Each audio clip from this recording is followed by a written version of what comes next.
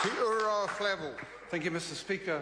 Continuing on the theme of justice, I suppose, for this afternoon, I wanted to draw, some consideration to two key statements around the administration of justice.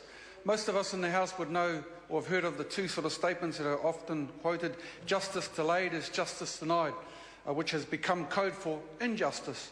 In effect, it means if justice is not carried out right away, then even if it is carried out late, it is not really justice, because there's been a period of time when there has been a lack of justice. The second words of wisdom come from the black human rights champion Martin Luther King, Mr. Speaker, and he said, "Injustice anywhere is a threat to justice everywhere." Now, one might think that these statements, sir, are the statements of intent for how various arms of the justice system should operate. So I want to raise three particular cases to have a look at. Mr. Speaker, I'm talking about the situation for the Nepata brothers and their treatment by the Defence Forces. I want to talk about Operation 8 with particular reference to the New Zealand Police.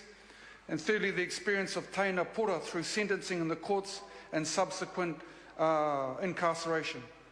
As a starting point, Mr. Speaker, most of us here would say that everyone is equal before the law. And perhaps another bigger context, that we should take recognition of the recommendations from the United Nations Committee on the Elimination of Racial Discrimination and their report to decrease racial discrimination within New Zealand. So let me start with the Nepata brothers. Mr. Speaker, I know this family, I know these two gentlemen. Damien Nepata, who was serving as a Lance Corporal in the New Zealand Army when he suffered extensive burns from an accident that occurred while he was driving a tank at the Army camp at Wairua in 1994, and he suffered burns to 40% of his body. His brother, George Nepata, sir, was serving as a private in the Army when he was seriously injured in a training accident in Singapore in 1989. He now lives as a tetraplegic, Mr. Speaker. The Nepata brothers, sir, have presented petitions to this House on two previous occasions, in 1999 and in 2003, for compensation up to the level of entitlement they would have received had they enlisted after 1992. The downside, sir, is both petitions were rejected by the government. So the Māori Party could neither tolerate nor accept the lack of action to this whānau, and so we wrote to the Minister of Veteran Affairs, Defence and the Prime Minister to request adequate compensation for the injuries while suffered under the duty of care of the Army. We also referred the case to the Māori Affairs Select Committee, Mr. Speaker, and we're delighted that the committee gave the issue urgent priority. But just to cut to the chase, Mr. Speaker, these were injuries and injustices that dated back for two decades, Mr. Speaker. Moving on then to Operation 8. If ever there was an incident of institutional discrimination, sir, that was it. I've spoken at length myself in this House about the need for justice and fairness for the whānau, the hapu, the iwi of Tūhoi Pōtiki, and in particular the people of the Ruatoki Valley and Tāne Atua. So the Māori Party will not rest until the police recognise and acknowledge their failings and take steps to rebuild the broken relationship.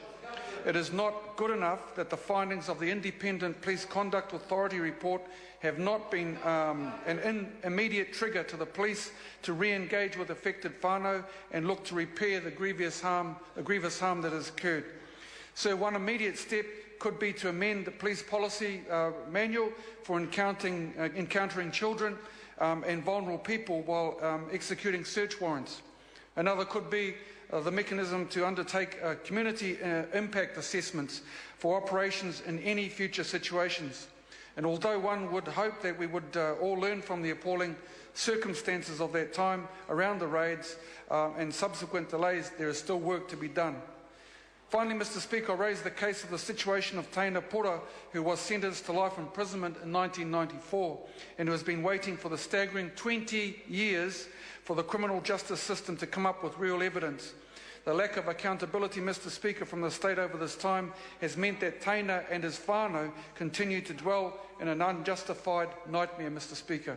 The Māori Party has supported a royal prerogative of mercy from the Governor-General, which provides for a special avenue for criminal cases to be reopened where a person may have been wrongly convicted and sentenced.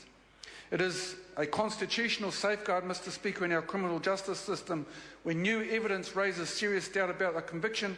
However, if the whānau of Tainapura wishes to go to the Privy Council to have their views heard, we will also back them 100%. Order. Mr Speaker. Dennis O'Rourke.